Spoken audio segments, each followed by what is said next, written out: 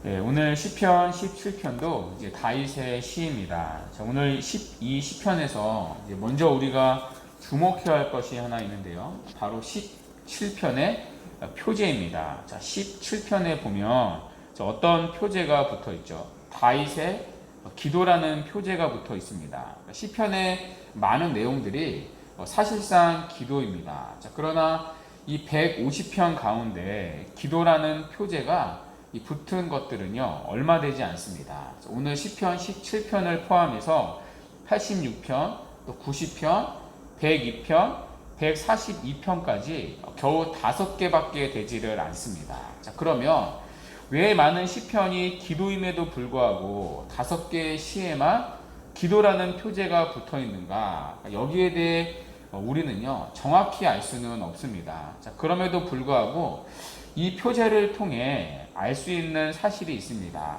다윗은 바로 기도의 사람이었다는 사실이죠. 자, 오늘 이 시에서 우리는 그런 다윗의 모습을 또다시 확인할 수 있습니다. 자, 오늘 본문에 보면 이 다윗의 상황은 매우 절박한 상황이었던 것 같습니다. 자, 9절을 보시면 다윗은 자신들의 목숨을 노리는 원수들에게 쫓김을 받고 있습니다. 또 10절을 보시면요.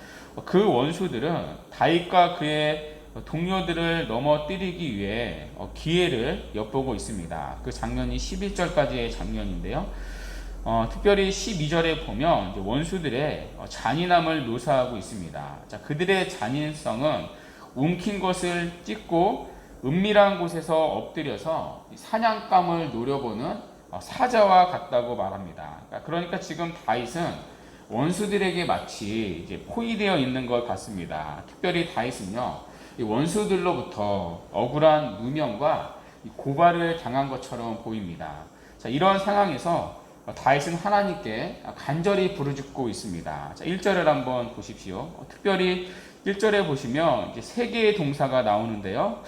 들으소서, 또 주의하소서, 또 귀를 기울이소서. 자, 루터는 이 부분에 대해서 이렇게 말했습니다. 3번이나 반복되는 이 동사들로 볼 때 시편 기자가 감정에 복받쳐 열정을 다해서 눈물로 기도하는 것을 알 수 있다. 자, 그만큼 다윗의 간절함, 다급함을 볼 수가 있는 거죠. 자, 이어서 2절을 보십시오. 하나님이여 나를 심판하소서. 주님의 눈으로 공평함을 살피소서. 자, 여러분, 이게 무슨 자신감입니까?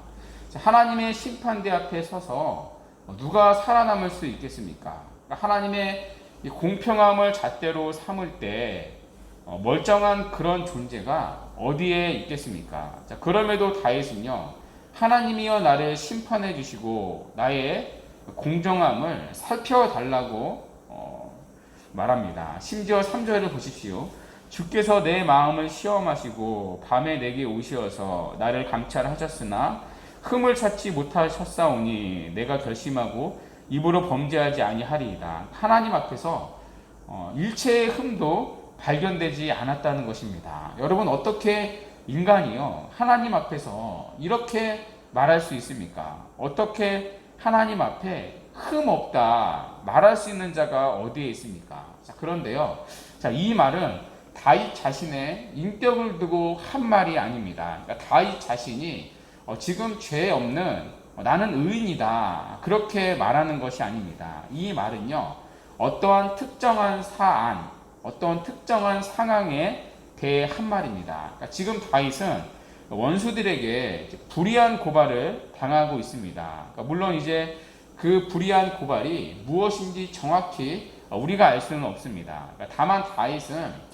그 점에서 자신은 잘못이 없다는 것입니다. 이 일에 있어서만큼은 자신은 무고하다는 것이죠. 자, 그래서 다윗은 하나님 앞에 이 공정한 판결을 요구하는 것입니다. 억울하게 고소를 당하고 위협을 당하는 자신을 하나님의 눈으로 공평하게 이제 검토해 달라고 간청하는 것입니다. 그러니까 자신의 무고함을 입증해 주시기를 하나님께 부르짖는 것이죠. 자, 그러면서 다윗은 이 자신의 의로움을 하나님 앞에 호소하는데요. 자, 4절에서 5절입니다. 사람의 행사로 논하면 나는 주의 입술의 말씀을 따라 스스로 삼가서 포악한 자의 길을 가지 아니하였으며 나의 걸음이 주의 길을 굳게 지키고 포악한 자의 길을 가지 아니하였사오며. 자, 여기서 다윗은요, 이 두 개의 길을 대조합니다. 자, 어떠한 길과 어떠한 길이죠? 포악한 자의 길과 주의 길입니다. 그러니까 4절에 보면 자신은 포악한 자의 길을 가지 아니하였다고 말합니다. 대신에 5절에서 자기는 주의 길을 갔다고 말합니다. 여러분, 마치 어떠한 장면이 떠오르죠? 마치 시편 전체의 서론이었던 시편 1편의 주제를 떠올리게 합니다. 시편 1편에 보면요, 두 개의 길이 대조가 되었었죠. 복 있는 사람, 즉 의인과 악인, 그러니까 의인의 길과 악인의 길이 대조가 되었었죠. 이 대조되는 길이 여기서 또다시 반복됩니다. 포악한 자의 길과 주의 길. 다윗은 포악한 자의 길을 가지 아니하고, 악인의 길을 가지 아니하고 의인의 길, 주의 길로 갔다고 말합니다. 주의 길을 굳게 지키고 실족하지 않았다고 말합니다. 자, 그러니 하나님, 나의 무고함을 보시고 나의 중심을 보시고 이 상황에서 나를 구원해 달라는 것입니다. 자, 특별히 7절을 한번 보십시오. 7절에 보시면 주께 피하는 자들을 그 일어나 치는 자들에게서 오른손으로 구원하시는 주여 주의 기이한 사랑을 나타내소서. 자, 여기 보면요, 이 세 가지 단어를 주목해야 합니다. 자, 오른손, 그리고 기이한, 마지막으로 사랑. 이 세 단어는요, 출애굽기의 모세의 노래에 나왔던 단어입니다. 자, 홍해를 건넌 모세가요, 하나님을 찬송하죠. 자, 그 찬송이 출애굽기 15장 11절에서 13절 말씀인데요. 들어보십시오. 여호와여, 신중에 주와 같은 자가 누구이니까? 주와 같이 거룩함으로 영광스러우며 찬송할 만한 위엄이 있으며 기이한 일을 행하는 자가 누구니까? 오늘 본문에 기이한이라는 단어가 모세의 노래에 똑같이 등장을 했었죠. 자, 이어서 모세가 이렇게 찬송합니다. 주께서 오른손을 드신즉 땅이 그들을 삼켰나이다. 자, 오늘 본문에 오른손이라는 단어가 똑같이 등장을 했었죠.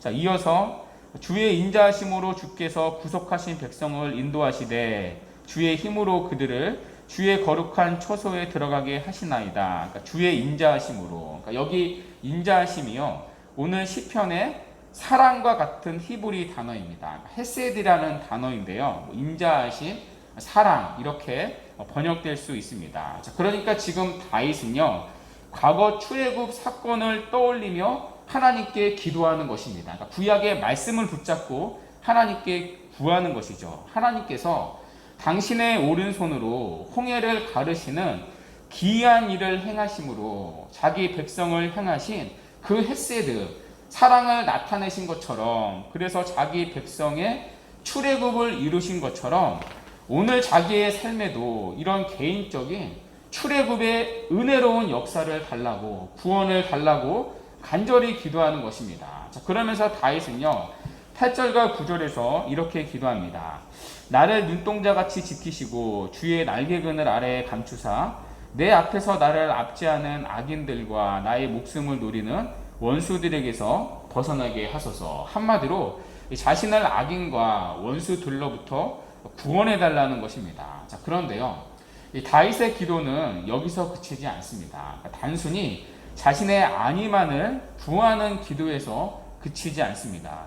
자, 오늘 다윗의 이 기도의 절정은요, 14절과 15절에 있습니다. 이 두 구절에서 다윗은 악인들이 갖고 있는 인생의 목적과 자신이 갖고 있는 인생의 목적을 비교합니다. 그러면서 자신이 지금 진정으로 하나님 앞에 구하는 것이 무엇인지 드러내고 있습니다. 자, 먼저 14절을 보십시오.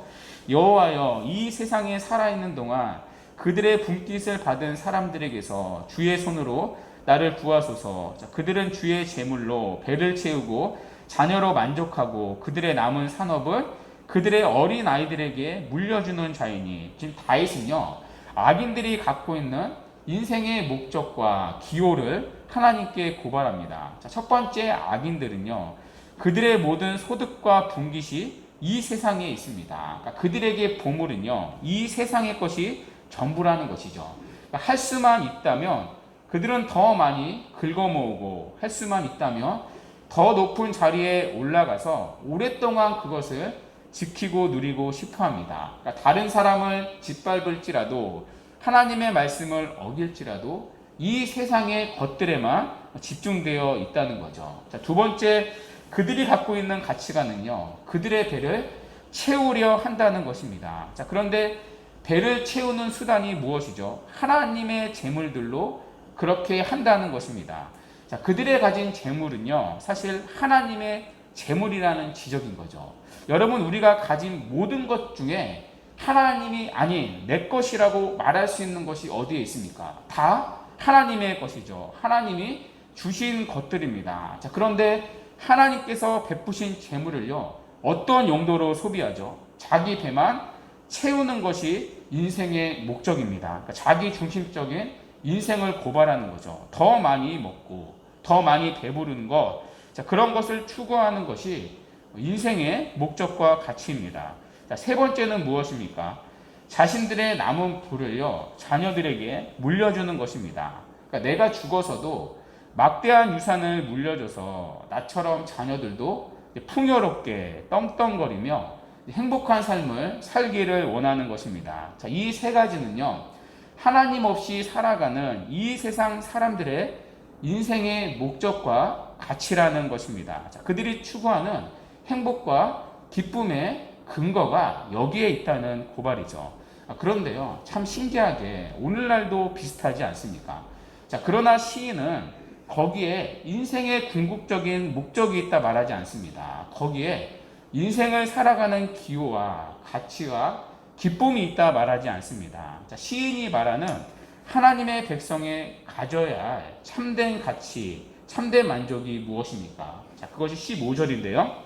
15절 보시면, 나는 의로운 중에 주의 얼굴을 배우리니 깰 때에 주의 형상으로 만족하리이다. 자, 시인이 인생의 목적과 만족이 무엇이죠? 주의 얼굴을 배우는 것입니다. 자, 그리고 주의 형상으로 만족하는 것입니다. 자, 여기 깰 때라는 표현은요, 구원의 순간을 의미합니다. 그러니까 절망과 고난의 상황에서 구원을 받는 순간을 의미합니다. 자, 그때 시인은 주의 형상으로 만족한다고 말합니다. 자, 악인들은 이 세상의 것들로 만족합니다. 자, 그러나 하나님의 백성은요, 하나님의 얼굴을 보는 게요, 최고의 행복과 만족과 기쁨이 된다는 것입니다. 주님의 형상이 내 인격과 내 삶에 새겨지는 것이 인생의 가장 큰 목적이라는 것입니다. 자, 그리고 이것이 다윗이 지금 하나님 앞에 나와 간절히 기도하는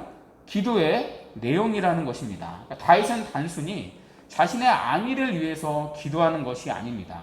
다윗은 지금 환난 가운데서도 하나님의 손이 아니라 하나님의 얼굴 보기를 간절히 구하는 것입니다. 고난을 통해서 하나님의 형상이 내 삶과 내 인격에 새겨지기를 간절히 구하는 것입니다. 단순히 고난에서 벗어나기를 구하는 것이 아니라 그 고난을 통해 하나님의 손에 의해 내 자신의 삶과 인격이 그리스도로 닮아가기를, 그리스도로 빚어지기를 간절히 구하는 것입니다. 그러니까 다윗에게 진정한 만족은 이 세상의 재물이 아니라 주님의 임재 안에서 주님을 보는 데 있습니다. 그 주님의 얼굴을 보기 위해 지금 다윗은 기도하는 것입니다.